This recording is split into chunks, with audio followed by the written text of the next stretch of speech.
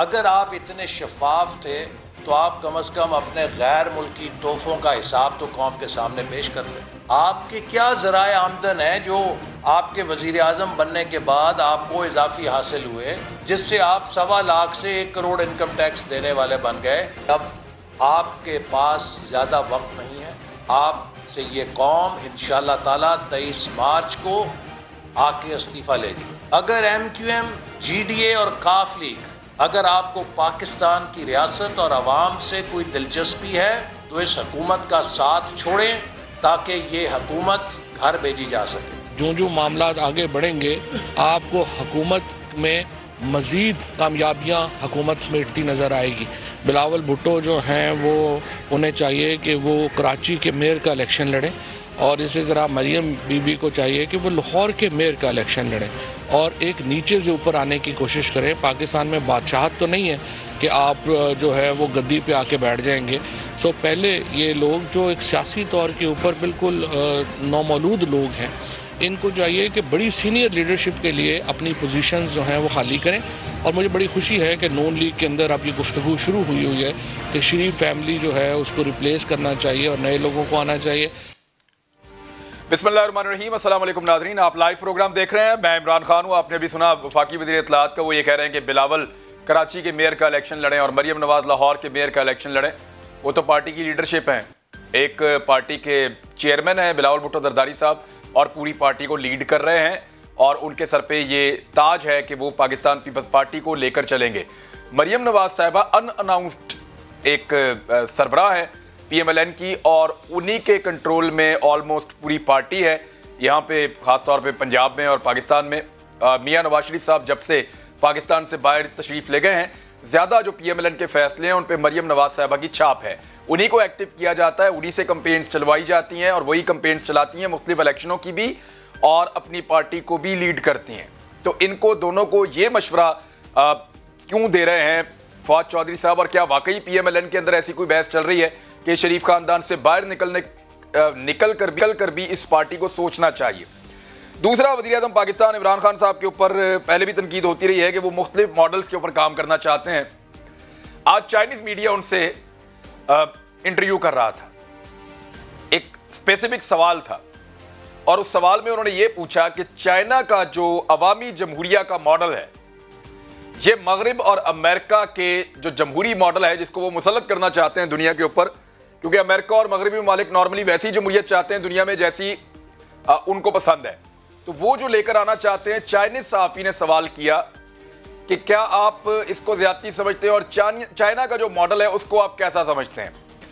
तो इस पर इमरान खान साहब ने कहा कि चाइनीज़ मॉडल में बहुत कुछ सीखने के लिए है। उन्होंने कहा कि चाइना वाहिद मुल्क है दुनिया का और इंसानी तारीख का जिसने 30 से 35 सालों में लगभग 40 सालों से पहले 70 करोड़ लोगों को गुर्बत से निकाल लिया है।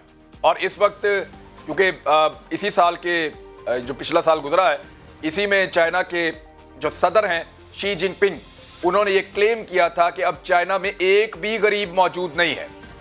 अमेरिका की एक मखसूस आबादी गुर्बत का शिकार है। यूरोप के तमाम ममालिक के अंदर लोगों की आबादी का एक हिस्सा जो है वो गुर्बत का शिकार है।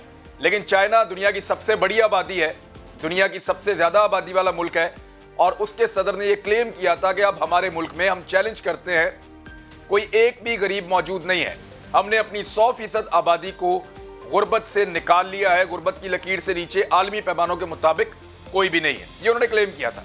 इसी में इमरान खान साहब ने कहा कि आप चाइना को पसंद करें या ना करें, आप उसकी मुखालफत करें, लेकिन इस मॉडल को चाइना के मुखालफीन भी मानते हैं कि चाइना ने लोगों को गुर्बत से निकाला है और जो एक फ़र्क है अमीर और गरीब का, उसको अच्छे तरीके से हैंडल किया है। इमरान खान साहब पे ये तनकीद हो रही है कि वो कभी रियासत मदीना की बात करते हैं, कभी ईरान के मॉडल की बात करते हैं, कभी चाइना के मॉडल की बात करते हैं, कभी इमरान खान साहब के जो करीबी लोग हैं वो ये कहते हैं कि जैसे सऊदी अरब में उन्होंने पकड़ के सजा दे दी, वो भी एक मॉडल, उसके ऊपर भी बात करते हैं। तो actually prime minister Imran Khan साहब का मॉडल है क्या?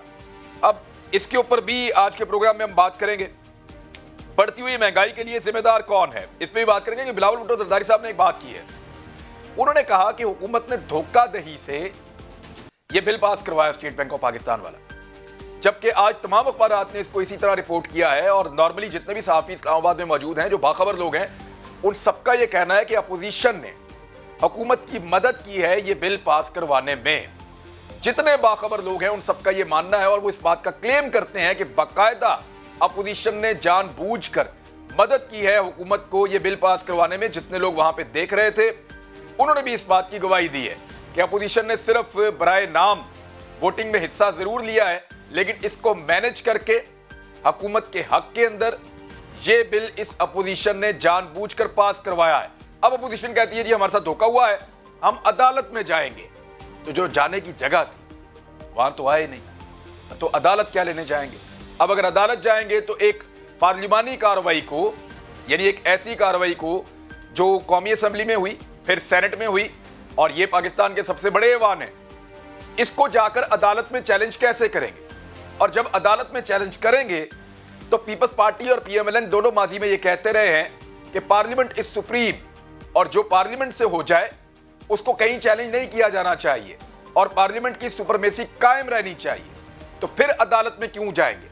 यानी अदालत में यह सवाल नहीं उठाया जाएगा कि जो आपका मुतल्लिका फोरम था, जहां पे आप सबको मौजूद होना था, जहां पे खड़े होकर आपको बात करनी थी, वहां से आप लोग गैर हाजिर रहे और जिस फोरम के ऊपर आपको इन चीजों को नहीं लाना वहां पे आप लेकर आ गए, तो पहले तो वजह बयान करनी पड़ेगी। एक बड़ी वजह यह बताई जाती है कि हुकूमत ने मिडनाइट यानी आधी रात को अचानक इसको एजेंडा पे शामिल किया। अपोजिशन ये जानती नहीं थी, लेकिन इसके बावजूद मैं आपको बताऊं कि अपोजिशन की तादाद फिर भी ज्यादा थी। जिस वक्त तक अपोजिशन डिमांड कर रही थी कि आप ये बिल पेश करें हुकूमत को, और फिर वक्फा हुआ, वक्फे के बाद हुकूमत ने पेश कर दिया और अपोजिशन के बंदे मैनेज होकर चले गए। तो लगता यह है कि ये नूरा कुश्ती हुई है और मिलजुल कर इन सब ने यह किया है। और ये जो अपोजिशन का दावा था कि स्टेट बैंक ऑफ पाकिस्तान को गिरवी रखा जा रहा है या स्टेट बैंक ऑफ पाकिस्तान को बेचा जा रहा है, तो अगर तो गिरवी रखा है और बेचा है तो अपोजिशन फिर हुकूमत के साथ मिलकर इस अमल में शामिल है। एक ब्रेक ले, मेरे साथ मेहमान मौजूद होंगे, ब्रेक के बाद के साथ भी बात करते हैं। फरूख हबीब ज्वाइन करेंगे पाकिस्तान तहरीक इंसाफ से, चौधरी निसार चीमा पीएमएलएन से और शर्मिला फारूकी साहबा पीपल्स पार्टी से। एक ब्रेक के बाद हमारे साथ ही रहिए।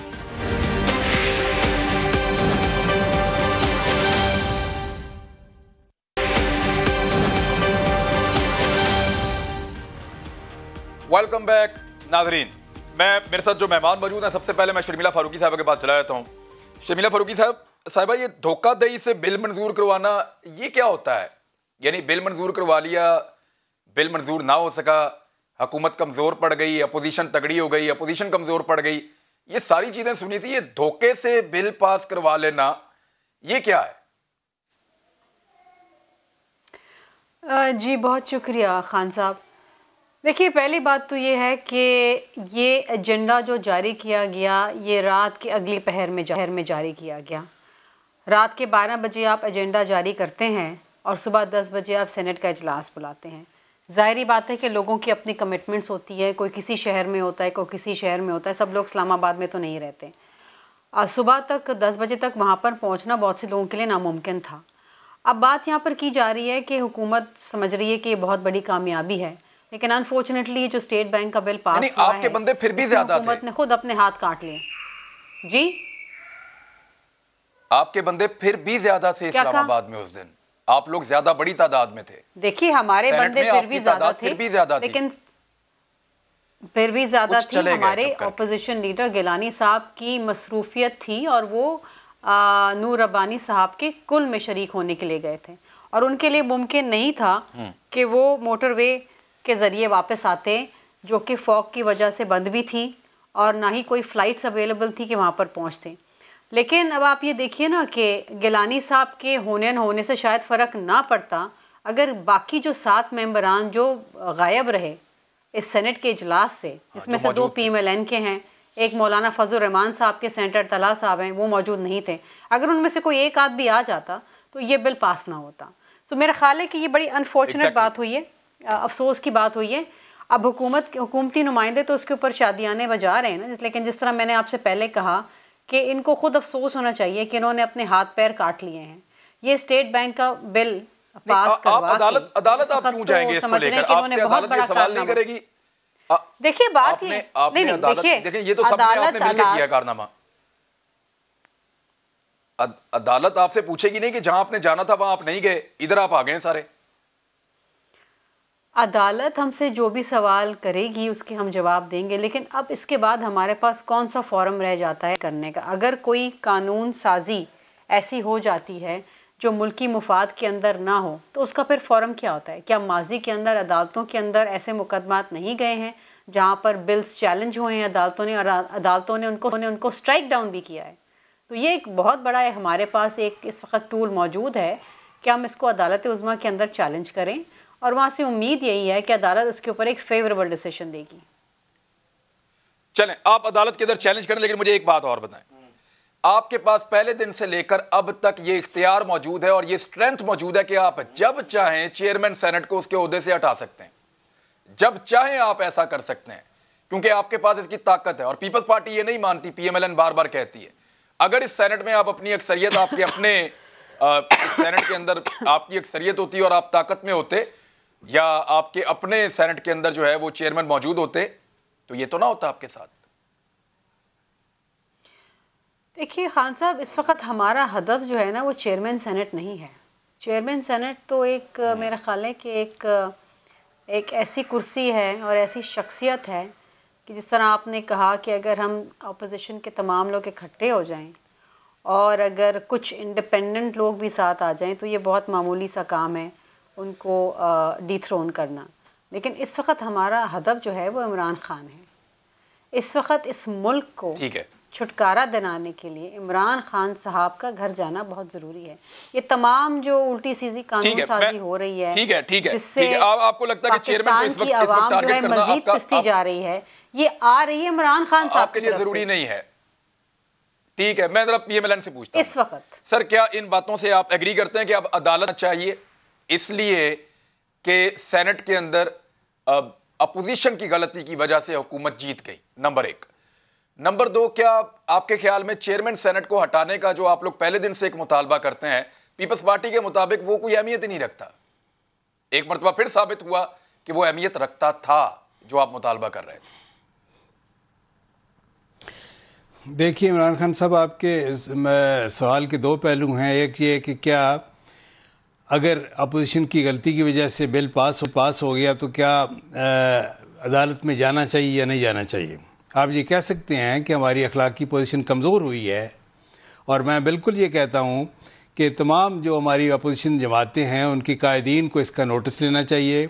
अगर किसी का कोई जायज़ उसका एक्सक्यूज़ है तो फिर तो ये है कि फिर ठीक है, वो जस्टिफाई कर सकता है तो ठीक है, वरना यह है कि इसकी सख्त तरीन अकाउंटेबिलिटी होनी चाहिए, एहतसाब होना चाहिए कि इतने अहम मौके पे, इतने अहम बिल के मौके पे वो क्यों गैर हाज़िर हुए। ये बिल्कुल सही होना चाहिए।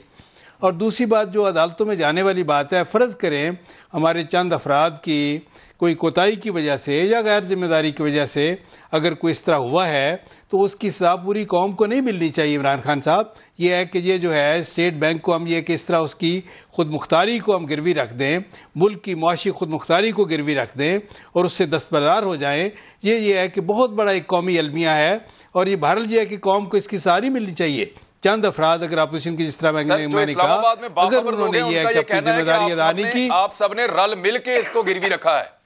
इस्लामाबाद के ऐसा नहीं है, देखिए या जो लोग वहां मौजूद है वो ऐसा नहीं है, ऐसा नहीं है। देखिए मैं तो फिर ये कहता हूँ कि आप इमरान खान साहब, मैं तो फिर ये गुजारिश कर रहा हूँ कि हमारी तमाम जो अपोजिशन की जमातें हैं उनके कायदीन को, उनके रहनुमाओं को नोटिस लेना चाहिए, सख्त तरीन अकाउंटेबिलिटी होनी चाहिए। वो लोग जो गैर हाजिर थे, अगर किसी की कोई जायज़ जस्टिफिकेशन है, वो कोई ऐसा ये जवाब पेश कर सकते हैं तो ठीक है, वरना ये कि उसका एहतसाब होना चाहिए कि इस अहम मौके पे वो क्यों गैर हाजिर हुए। तो अदालत में जाने पे आप राजी हैं? और हमें अपोजिशन को भी अपनी कमजोरियों पे काबू पाना चाहिए, हमें अपना खुद एहतसाब भी करना चाहिए। अदालत में जाना चाहिए जी, बिल्कुल जाना चाहिए, बिल्कुल। कौम को इसकी सज़ा नहीं मिलनी चाहिए जी। तो चेयरमैन सेनेट को नहीं हटाना चाहिए? सर आपके पास तो पूरी ताकत मौजूद है, 57 बंदे, कहां 42 बंदे, बहुत फर्क है सर। आपको हटा नहीं देना चाहिए चेयरमैन सेनेट को? बहुत पहले हटा देना चाहिए था। देखिए इमरान खान साहब, हमने बारहा पीपल्स पार्टी से गुजारिश की है कि पंजाब में नो कॉन्फिडेंस हो, मरकज़ में किसी मनसब पे फाइज किसी शख्स के खिलाफ नो कॉन्फिडेंस हो। अगर अपोजिशन ये पीपल्स पार्टी समझती है कि हमारे वोट शामिल करने से नो कॉन्फिडेंस मूव कामयाब हो सकती है, हमारे वोट हाजिर हैं। हमने बारहा ये कहा है, पंजाब की हद तक भी है, फेडरल लेवल पे भी है। Party sir, you have to lead, not Peoples Party. Opposition में आप हैं। देखें, अब गुजारिश ये है कि जहां आप 57 लोग मिलकर 42 को नहीं हरा पा रहे, वहां पे आप कौमी असेंबली में जहां पे आपकी अक्सरियत कम है वहां पे आप हराएंगे सर? सवाल ही पैदा नहीं होता। जहां पे आपकी अक्सरियत है वहां पे आप नहीं हरा पा रहे, तो जहां आपकी अकलियत है वहां कैसे हराएंगे?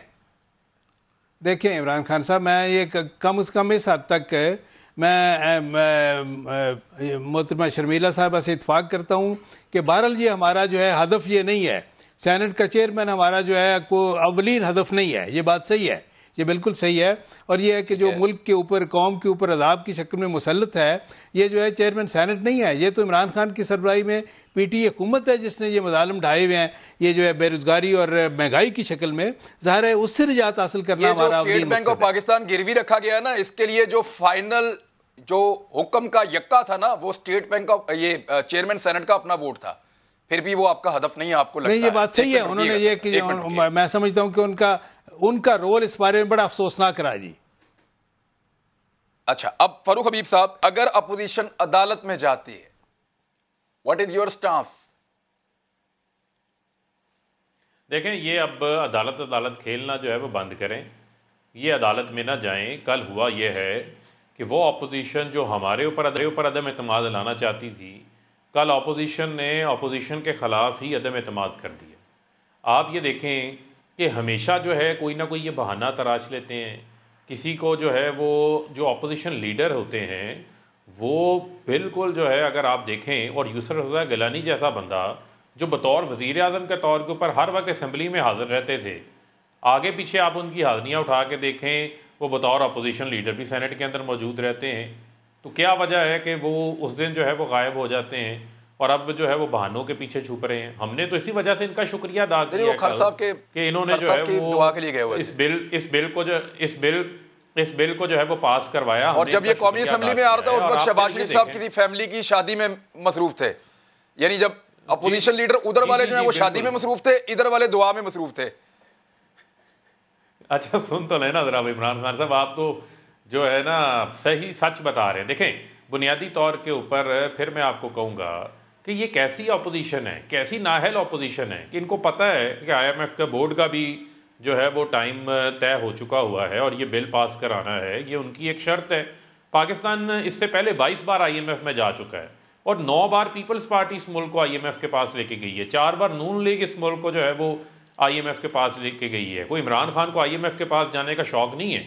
ये मुल्क की जो इकॉनमी का हशर नशर करके गए हैं, एक्सपोर्ट्स का तबाह बर्बाद करके गए हैं, इदारे तबाह बर्बाद करके गए हैं, एक कर्ज़ों का K2 पहाड़ छोड़ के गए हैं जिसकी अदायगियाँ हमें करनी है। वो मसाइल हमारे सामने मौजूद हैं। लेकिन आप ये देखें कि जब यूसुफ रज़ा गिलानी को ये उम्मीदवार सेनेट चेयरमैन के तौर पर खड़ा करते हैं, यही अपोजिशन जो है गलत डबल स्टैंपें लगा देती है। किसी की स्टैंप बाहर लग जाती है, कोई 2 टिक लगा देता है। यही अपोजिशन जब बिल अदम एतमाद की बिल को पास ना करवाना होता है, उस वक्त 4 लोग कहीं चले जाते हैं, 5 लोग कहीं चले जाते हैं, ज़रूरी काम इनको याद आ जाते हैं। तो हमने तो इस वजह से इनका कल शुक्रिया अदा किया है, बड़े तहे दिल से इनका शुक्रिया अदा किया है। और ये अपोजिशन, मैं डे 1 से कहता हूँ कि ये अपोजिशन ही अपोजिशन के लिए काफ़ी है। ये एक दूसरे को जो है, इन्होंने हुकूमत को क्या गिराना है, ये एक दूसरे को गिराना। अदालत में जाएंगे तो आपका मौक़िफ़ क्या है सर? देखें, अगर अदालत में जाते हैं वो तो ये कह रहे हैं कि गिरवी नहीं रख सकते स्टेट बैंक को, ये गलती हो गई हमसे, अपोजिशन सही तरह मैनेज नहीं कर पाई, लेकिन हम अदालत में जाके पूरे मुल्क को गिरवी नहीं रख सकते। एक मिनट देखें, मलिक साहब, अपना इमरान साहब ये अदालत में गए थे चेयरमैन सेनेट के इलेक्शन के खिलाफ, क्या बना इनका? मुझे आप बता दें, कहाँ वो केस इनका खड़ा है? ये सिर्फ अब जो है वो एक कवर अप होता है, फेस सेविंग वाली कहानियाँ सुनाना शुरू कर देते हैं। और बुनियादी तौर के ऊपर ये जो कहना कि स्टेट बैंक को गिरवी रखा दिया है, कहाँ स्टेट बैंक को गिरवी रखा दिया है? स्टेट बैंक का जो गवर्नर है उसकी तैनाती भी जो है वो हुकूमत ने करनी है, बोर्ड ऑफ गवर्नर्स की तैनाती भी हुकूमत ने करनी है। जो स्टेट बैंक का गवर्नर है उसको अपना नाअहली के ऊपर जो है वो प्राइम मिनिस्टर साहब जो है वो हटा भी सकते हैं, वो रिपोर्टेबल भी हैं, लिहाजा कहाँ पार्लियामेंट को भी रिपोर्टेबल हैं। पहली बार जो है वो स्टेट बैंक के गवर्नर को तैनात करने के हवाले से उसकी अहलियत का क्राइटेरिया भी डिफ़ाइन हुआ है इस बिल के अंदर। तो जहाँ तक रह गई बात कि आपको इसहाकडार वाली आदतें पड़ी हुई हैं कि जो पिछला स्टेट बैंक का डिप्टी गवर्नर था वो इसहाकडार के लिए मनी लॉन्ड्रिंग करता था, ये रिकॉर्ड के अंदर चीज़ें आई हुई हैं। जाती मुलाजमीन को बिठा लेते थे, नोट छाप के बात कर देते थे, कर्जे लेते रहे। जी बिल्कुल, कर्जे लेते रहते थे। अब आप स्टेट बैंक से जो है वो कर्ज नहीं ले सकते, हुकूमत ने अपने अखराजात अपने वसाइल से पूरे करने हैं। यही वजह है कि यही वजह है कि वज़ीर-ए-आज़म साहब ने जो अखराजात में कमी का जो सफ़र है वो अपने आप से शुरू किया। नवाज शरीफ के 5 कैंप ऑफिस थे, वज़ीर-ए-आज़म का एक मिनट सुन लेना, मुझे सिर्फ आर्गुमेंट मुकम्मल कर लेने, आर्गुमेंट मुकम्मल जी कर लें, सिर्फ मैं 10 सेकंड दूंगा ना, 10 सेकंड आर्गुमेंट मुकम्मल कर लें, 10 सेकंड दे दें। वज़ीर आज़म ने अपने वज़ीर आज़म हाउस के और प्राइम मिनिस्टर सेक्रेटेरिएट के पिछले 3 साल के 3 अरब बजट था, जिसमें से सिर्फ उन्होंने 2 अरब खर्च किया, 1 अरब 10 करोड़ वो भी बचाया। ये तो ओवर डूइंग करते थे, इनकी तो बयानी की देखें हेलीकॉप्टरों में जाया करती थी, मोड़ मर जाते थे, पुलिस वालों को मुअत्तल कर देते थे, 3-3 हज़ार पुलिस वाले रायमंड महल की सिर्फ हिफाजत करते थे। ये हमें आज उठ के बातें करते हैं, ये तो इनके गवर्नेंस का अंदाज था। जी चलें, मुझे एक ब्रेक पे जाने से पहले एक चीज़ मैं आपको बताऊं कि ये जो स्टेट बैंक ऑफ पाकिस्तान वाला मामला है, इस पे अपोजिशन ने सबसे ज़्यादा शोर मचाया और 2 महीने मचाया। मुझे बतौर सहाफ़ी ऐसा लगा कि इस मरतबा अपोजिशन हुकूमत को आसानी से ये काम नहीं करने देगी। जिस दिन ये कौमी असम्बली में आ रहा था तो वहाँ जिम्मेदारी थी शहबाज शरीफ साहब की, और शहबाज शरीफ साहब नहीं आए। फिर इन्होंने कहा कि क्योंकि शहबाज शरीफ साहब किसी ख़ास फैमिली एक्टिविटी में मसरूफ़ थे और जेन्युइन रीज़न था वो नहीं आ पाए, तो यूसुफ रज़ा गिलानी और उनकी टीम इसको सेनेट के अंदर रोकेंगे और इसको कभी नहीं होने देंगे पूरी फोर्स के साथ। फिर जिस दिन ये सेनेट में हुआ उस दिन यूसुफ रज़ा गिलानी साहब भी नहीं आए। कल मेरे साथ बात कर रहे थे यूसुफ रज़ा गिलानी साहब लाइव प्रोग्राम में, तो उन्होंने रीज़न दिया अपना ना आने का, लेकिन बात तो ये है कि रोकना अपोजिशन का काम था। जिसने कौमी असम्बली में रोकना था वो भी गैर हाजिर, अपोजिशन लीडर वहाँ वाले, और जिन्होंने सेनेट में रोकना था वो भी गैर हाजिर, अपोजिशन लीडर सेनेट वाले। तो फिर अब अपोजिशन अदालत क्या लेने जाएगी? एक ब्रेक लेते हैं, वापस आते हैं, फिर बात करते हैं। हमारे साथ ही रहिए।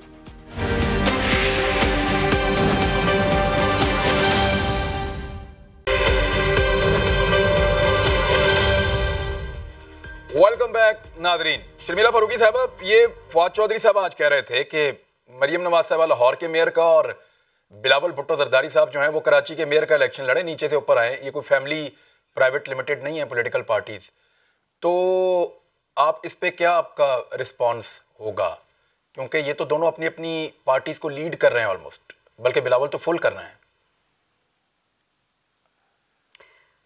खान साहब, फवाद चौधरी साहब से हमारा बड़ा ताल्लुक़ रह चुका है, पीपल्स पार्टी से भी उनका ताल्लुक़ था बड़ा गहरा। चेयरमैन साहब के साथ होते थे, उनकी मीडिया टीम का हिस्सा होते थे और दिल खोल के इमरान खान को गालियां देते थे और नवाज शरीफ साहब को गालियां देते थे। जो शख्स इतनी जल्दी अपनी लॉयल्टी बदल ले सिर्फ अपनी मफाद की खातिर, क्योंकि मेयर तो क्या काउंसलर का इलेक्शन तो फवाद साहब ने भी नहीं लड़ा है, तो ये तो एक वेव चली थी 2018 के अंदर इमरान खान साहब की तब्दीली के नारे पे। लोग समझ रहे थे न जाने क्या हो जाएगा, तो ये जीत गए इलेक्शन, वरना अब ये लड़के दिखाएं ये काउंसलर का भी इलेक्शन नहीं जीतेंगे। बात यह है कि जो शख्स इतनी जल्दी अपनी सियासी वफादारियाँ बदलें, उसके बारे में क्या कहना चाहिए। मेरे अच्छे ताल्लुकात हैं मेरे भाइयों की तरह, इसलिए मैं ज़्यादा उन पर तबसरा नहीं करूँगी, लेकिन अब क्योंकि ऐसी लहर चल चुकी है, बहुत से लोग छोड़ के जा रहे हैं। और लेकिन वो तो कह रहे हैं कि वफाक अगले 5 साल भी हमारे कंट्रोल में है और हमारे अभी तो काम शुरू हो रहे हैं, वो उनका ये क्लेम है। देखिए, बड़े बड़े बादशाह गुजर गए, बड़े बड़े यहाँ प्रेसिडेंट्स और प्राइम मिनिस्टर गुजर गए जो समझते थे हम ताहयात यहाँ पर रहेंगे। आज वो 6 फुट नीचे दफन है, कोई पूछता भी नहीं उनको। तो इतनी बड़ी बड़ी बातें नहीं करनी चाहिए, और हमें आपको या इनको अपने कल का नहीं मालूम है। बहुत से लोग इनकी जमात में ऐसे हैं जो पर तोल लें और ये देख रहे हैं कि अब अगले इलेक्शन में कौन सी जमात को ज्वाइन करें, क्योंकि ये पीटीआई तो ये तो बुरी तरीके से शिकस्त खाएगी जो मुल्क का हाल। अब मैं आपको खान साहब एक बात बताऊँ, ये मैं सिर्फ इसलिए बैठ के नहीं कह रही कि मेरा ताल्लुक पीपल्स पार्टी से है या मेरे भाई का ताल्लुक PMLN से है तो जी हम अपोजिशन हम ये बातें कहेंगे। आप इमरान साहब बाहर निकल के सिर्फ पूछें, अपने कैमरामैन से ही पूछ लें, क्या ये अगली दफ़ा PTI को वोट देंगे? ये कान पकड़ेंगे, माफ़ी मांगेंगे और कहेंगे नहीं जी हम PTI को वोट नहीं देंगे। आप अपने जो आपके सामने कैमरामैन बैठा है सिर्फ उससे पूछ लें कि वो किसको वोट देगा अगली दफ़ा। PTI को नहीं देगा, कोई देने को तैयार नहीं है। इतनी बेरोजगारी, इतनी महंगाई, इतनी गुर्बत बढ़ गई है कि जिसकी इंतहा नहीं है। अभी इस वक्त हम बैठे हैं ना, अभी कपकपाई हो रही है। क्यों हो रही है? क्योंकि अब फिर पेट्रोल की कीमतें बढ़ने वाली हैं। किस तरीके से गुजारा होगा? किस तरीके से बिजली की बिल देंगे भाई? किस तरीके, गैस आती नहीं है, गैस के बिल आ जाते हैं, बच्चों की फीस नहीं दे पा रहे हैं, घर में राशन नहीं ला पा रहे हैं। एक कयास है इस मुल्क के अंदर। ऊपर से ऐसे ऐसे बिल लेकर आ रहे हैं और ऐसे ऐसे बिल बुलडोज कर रहे हैं जिससे पूरा मुल्क गिरवी हो गया है। ये किस तरीके से, मुझे तो समझ नहीं आती कि जो अगली हुकूमत भी आएगी, जिस किसी की भी आ गई, वो किस तरीके से इस मुल्क को निकालेंगे। जितना धकेल दिया है, जितना धस दिया है इस मुल्क को जमीन के अंदर, कैसे निकालेंगे? This will take another 10 years के ये मुल्क को कहीं पर हम स्टेबलाइज कर सकें। और झूठ इतनी महारत से कहते हैं। अब आप देखें ना, जिस तरीके से ना जीडीपी का वो रेट, ग्रोथ रेट ही बदल दिया।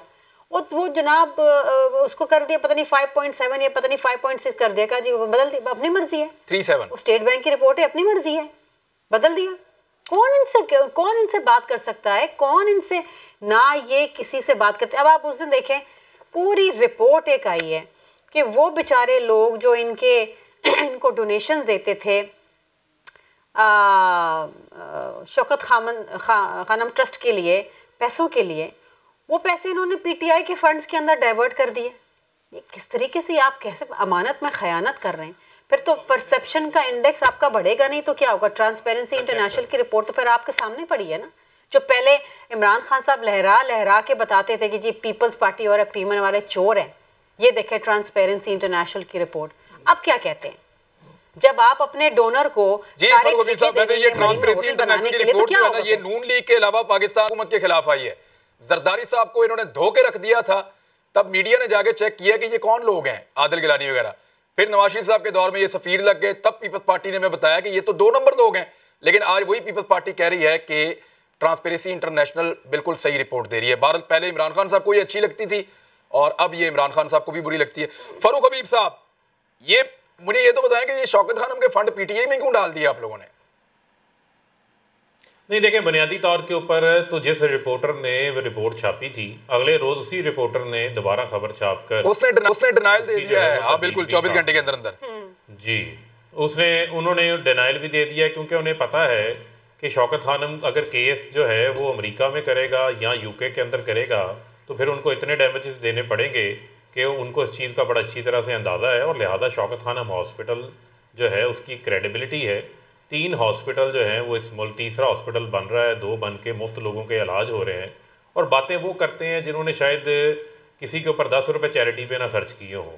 बुनियादी तौर के ऊपर तो मैं समझता हूँ कि ऐसे इदारों को जो है वो कंट्रोवर्शियल नहीं बनाना चाहिए। पहले भी बहुत सारे उन लोगों ने कोशिश की। नहीं, ये हुआ क्या? देखें ये एलिगेशन कहाँ से है? लोग कहते हैं हम शौकत खान को पैसे देते थे, वो पीटीआई के फंड में डाल दिया आपने। कैसे अमेरिका में कैसे हो गया? आपने कैसे कर? देखें एक मिनट देखें बात ये है, शौकत खानम हॉस्पिटल पाकिस्तान के उन 4 हॉस्पिटलों में शामिल है जो कि एक इंटरनेशनल, एक JIC का जो है वो फोरम है जिसने उसको सर्टिफाई किया हुआ है। उसके जो इंटरनेशनल स्टैंडर्ड्स के फाइनेंशियल सिस्टम्स हैं, जिसमें एक शौकत खानम हॉस्पिटल है, अल शिफा हॉस्पिटल है, आगा खान हॉस्पिटल है और एक और हॉस्पिटल, 2 शौकत खानम हॉस्पिटल्स शामिल हैं, एक अल शिफा और एक आगा खान हॉस्पिटल है, जिसको इंटरनेशनल इदारों ने रिकगनाइज़ किया है, सर्टिफाई किया हुआ है। और उसके तमाम तर जो अकाउंट्स हैं वो ओपन होते हैं। फर्गसन जैसी बड़ी बड़ी कंपनियां, सर वो तो ठीक है, लेकिन अमेरिका में आपके डॉक्टर रज़ाक साहब गालिबन उनका नाम है, कैलिफोर्निया में उन्होंने फंड लिया लोगों से और डाल दिया पीटीआई में, वो ये कह रहे हैं। एक इमरान नहीं, ऐसा हरगिज़ नहीं है। बुनियादी तौर के ऊपर आप USA में ऐसे फंड्स ले ही नहीं सकते। USA के अंदर उनका एक फॉरेन एजेंट रजिस्ट्रेशन एक्ट है जिसके तहत आप रजिस्टर्ड होते हैं। वहां पर PTI LLC के तौर पे रजिस्टर्ड है, PTI इटसेल्फ जी। और PTI ही के फंड में जो फंड्स आप वहां लेते हैं वो आपको वहां शो करने पड़ते हैं, नाम शो करने पड़ते हैं। अगर वहां पर आप फंड शौकत खानम के लिए ले रहे हो तो उनके फाइनेंशियल सिस्टम्स 9/11 के बाद इतने सख्त हो गए हैं कि वो फौरी फ्लैग होता है, फौरी कार्रवाई करते हैं। या नहीं होता कि पापड़ वालों के नाम पे, फालूदे वालों के नाम के ऊपर, ओमनी ग्रुप के नाम के ऊपर अपनी करप्शन का पैसा छुपा लो, सरे महल के अंदर महलात बना लो, उसके बाद आप कहो कि जनाब हम बहुत ज़्यादा जो है ना वो साफ़ सुथरे हैं। बात यह है कि इमरान खान के ऊपर आप बात करना चाहते हैं, करें, 100% करें, लेकिन इमरान खान तो इस मुल्क के अंदर वो वज़ीर आज़म है जिन्होंने 40 साल कमाई का अपना हिसाब दिया, बैंकिंग चैनल से पैसे पाकिस्तान लेकर आए, सारी ज़िंदगी बाहर कमाई की, 60 डॉक्यूमेंट दिए। इमरान खान ने तो कतरी खत का मजाक नहीं किया। इमरान खान ने तो कैलबरी फंड में जाली ट्रस्ट डीड अदालत में जमा करा के अदालत को गुमराह करने की कोशिश नहीं की। इमरान खान तो पाकिस्तान के अंदर जो है वो अपनी असासे, पहला वो पॉलिटिशियन था जिसने अपने असासे वेबसाइट पे डाले थे, ओपन किए थे। इनकी तरह मामला तो नहीं थे। अब बात यह है कि आप महंगाई पे बात करते हैं तो आप 13 साल से सिंध की हुकूमत है आपके पास, वहाँ 20-20 अरब की गंदम चूहे खा जाते हैं। अब ये गंदम गरीब आदमी के पेट में जानी थी, वो गंदम रोटी तो सूबे ने फराहम करनी, आप तो फराहम कर दें। वहाँ आटे का थैला 1500 रुपये कराची में बिक रहा है, ग्राम फरोशों के हवाले, टैंकर माफिया के हवाले कराची को किया हुआ है। मखलूक है। नहीं, एक मिनट, नहीं, ये वो चूहे नहीं है जिन चूहों को आप समझ रहे हैं। ये वो चूहे हैं जो चूहे सिंध के अंदर हुकूमत में बैठे हुए हैं, जिनके पेट ही नहीं भरते। कभी लांचों से पैसे बाहर ले जाते हैं, कभी बोरियों में पैसे निकलते हैं, कभी इनके तय खानों से बिस्किट निकलते हैं, सोनों की कैश नकदियां निकलती हैं। फारूक साहब एक मिनट, यहाँ रुक जाए। देखिए आप अपने ऊपर लगने वाले एलिगेशन का जवाब दे रहे थे। 500 नैब लोग सिंध हुकूमत में बैठे हुए हैं। शौकत खाना वाले मसले पे रुकने दे रहे हैं। इमरान साहब एक मिनट, इमरान साहब मुझे आप ये बताएं। नहीं, ये एक आखिरी मामला है ना।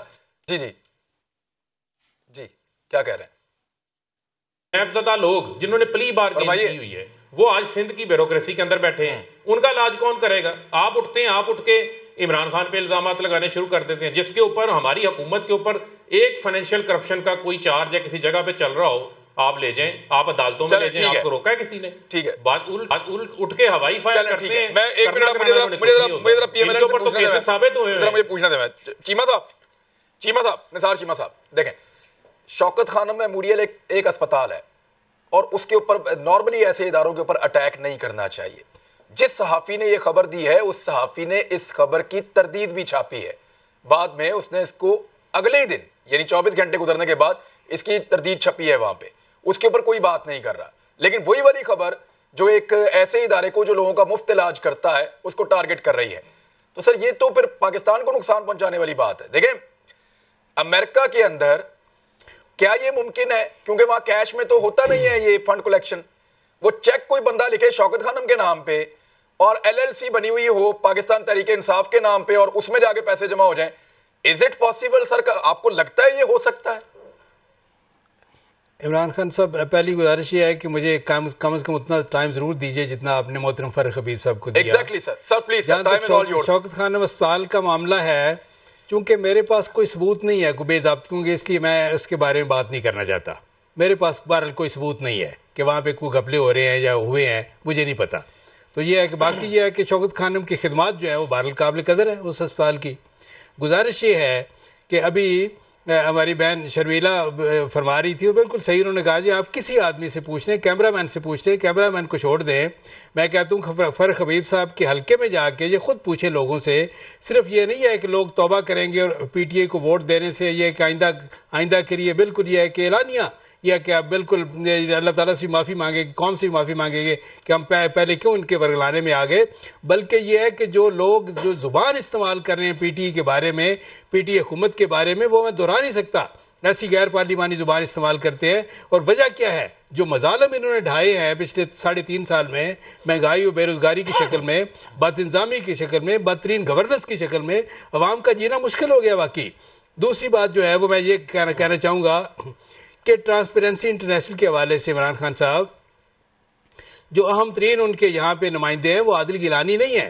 अहम तरीन नुमाइंदे जो है जस्टिस नाजरा जावेद इकबाल साहिबा हैं, जिनके साहबजादे हमारे भी दोस्त हैं। फरीद इकबाल साहब PTI की जानिब से सेनेट के मेंबर हैं, जो PTI की जानिब से सेनेट के मेंबर। और बात यह है कि ये, और देखिए इसकी वजह से ये कहना कि कोई सियासी दबाव था या ऐसा था, बिल्कुल गलत है। बात यह है कि ट्रांसपेरेंसी इंटरनेशनल की जो रिपोर्ट है कोई कतन को हैरान कन नहीं है, अनएक्सपेक्टेड नहीं है, गैर मतवक्को नहीं है। वजह क्या है? वजह यह है कि जो इनके घर के बेदी थे, जो महरम राज़े दरून मह खाना थे, देखें जो अकबर असबाबर हैं, जस्टिस वजीउद्दीन हैं, इनके साबिक सेक्रेटरी इंफॉर्मेशन अहमद जवाद साहब, जो उन्होंने कहा इमरान खान साहब की इंटेग्रिटी के बारे में, ये ट्रांसपेरेंसी इंटरनेशनल उसके ऊपर मोहर तस्दीक साबित कर दी है, इतनी सी बात है। और लेकिन कौम के लिए बहरहाल ये शॉकिंग है कि वो लोग जो करप्शन के खिलाफ बड़े बड़े नारे लगा के आए थे, साबित हुआ वो तो खुद सबसे बड़े करप्ट साबित हुए हैं। वो सबसे बड़े बददियानत है जिन्होंने ये एक साल में ये कि 16 ममालिक को करप्शन में मजीद पीछे छोड़ दिया है। पिछले साल 126वां नंबर था, इस साल खैर से 140वें नंबर पे पहुंच गए। ये हालत है। बात ये है कि ये कि इसका और एक और आखिरी बात इमरान खान साहब ये है कि जनाब फरख हबीब साहब फरमा रहे थे, कफायत शारी के जिक्र कर रहे थे कि इमरान खान साहब ने प्राइम मिनिस्टर ये किया वो किया। मुझे ये फरमा दे सिर्फ एक सवाल कि स्टेट बैंक के गवर्नर की के उसके जो तनख्वाह जो मुकर्रर की गई है, उसकी तनख्वाह जो है वो 1.5 करोड़ रुपया महीना। इमरान खान साहब 100 MNA जो है 100 MNA उनके बराबर एक शख्स की तनख्वाह। क्या ये है कि फरख हबीब साहब ट्रेजरी बेंचेस पे बैठने वाला कोई शख्स इसको जस्टिफाई कर सकता है? ये कफायत शारी के नारे हैं, ये कफायत शारी के दुनिया में सबसे अच्छी सैलरी जो है यूनाइटेड नेशंस की है मेंबरान असेंबली, पाकिस्तान का जो ब्यूरोक्रेट है उससे भी ज्यादा है, और ये तो बहुत ही आगे। एक शख्स की तनख्वाह 1.5 करोड़ रुपया तो महीना। एक मिनट मैं शर्मिला फारूकी साहब के पास जाऊंगा, लेकिन पहले फारूक साहब आप इसको रिस्पॉन्ड कर दें। ये दोनों चीजों को, एक तो पब्लिक आपको बाहर आने नहीं देगी, और जो मुगलजात आपके बारे में बोली जा रही है, क्या आप वाकई सुनते हैं वहां जाके फील्ड में? जी सर नहीं देखें, हमें पब्लिक का ना बताएं। देखें इशू ये है, पब्लिक अगर इनके साथ होती तो वो हमने सेहत कार्ड भी दिया है, सारे उनके लिए अच्छे हमने इकदाम किए हैं। अब तनख्वाहें भी बड़े बड़े इदारों ने उनकी बढ़ानी शुरू कर दी हैं। बुनियादी तौर के ऊपर ट्रांसपेरेंसी इंटरनेशनल क्या कहती है? वो कहता है रूल ऑफ लॉ। वो रूल ऑफ लॉ के हवाले से सबसे बड़ी जो रुकावट है वो इनके शहबाज शरीफ आजकल बने हुए हैं, मरियम सफदर बनी हुई है। ये मैं इनको कहता हूँ पाकिस्तान नीचे आ जाएगा, बेहतर हो जाएगा दर्जात। मरियम सफदर के मेरी जो है वो केसेस की रोजाना की बुनियाद पे समाअत करें। शहबाज शरीफ कहें कि मैं कोई इल्तवा नहीं लूंगा, मेरा FIA का जो 16 अरब का केस है ना, जहां मकसूद चपड़ासी के अकाउंट में 4 अरब रुपया जमा हो गया, चपड़ासी है। सुन ले, हाँ बड़ा फर्क पड़ता है, बड़े ताकतवर है ना। जब ताकतवर पे हाथ नहीं पड़ेगा, बाकी तो जो आम चोर है वो तो 32,000 केसेस अंडर ट्रायल है। आम चोर तो जो जीरा ब्लेड चोर, जो वहां पर जो चोर है वो तो अपना जेल के अंदर है। बाहर तो ये फिर रहे हैं जिनके चपरासियों के अकाउंट में 4-4 अरब रुपया आ जाता है। वो मसरूर अनवर नामी कैश वो आए शहबाज शरीफ के अकाउंट में 2008 से 2017 तक कैश पैसे जमा करवाता रहा है। कैश, जिसने एक धेले की करप्शन नहीं की, उसके अकाउंट में करोड़ों रुपए नकद जमा करवाता रहा है मसरूर अनवर। ये शहबाज शरीफ से पूछें ये मसरूर अनवर कौन है, ये मकसूद चपड़ासी कौन है, ये अदालतों में आए आके अपने फैसले करा लें। आपका वक्त खत्म हो गया, आपका वक्त खत्म हो गया। मुझे जरा शर्मिला फारूकी साहब, चाइनीज मॉडल से पाकिस्तान में गुर्बत का खात्मा, क्विकली चंद सेकंड है मेरे पास। कभी कहते हैं कि रियासत मदीना बनाऊंगा, कभी सरहदों को जोड़ देते हैं जर्मनी और जापान की। इमरान खान साहब को अनफॉर्चुनेटली ये खुद नहीं पता कि वो करना क्या चाहते हैं। कौम को बेवकूफ़ बनाने के फॉर्मूले हैं ना, कभी कहीं का मॉडल लाते हैं, उनको नहीं पता वो करना क्या चाहते हैं। कल के प्रोग्राम में हमारे साथ कुछ एनालिस्ट मौजूद, उनसे पूछेंगे कि एक्चुअली इमरान खान साहब के दिमाग में क्या मॉडल है। कल हम एनालिस्टों के साथ बात करेंगे। अब तक इतने अपना ख्याल रखिएगा नाज़रीन, मुलाकात होती है कल। अल्लाह हाफ़िज़।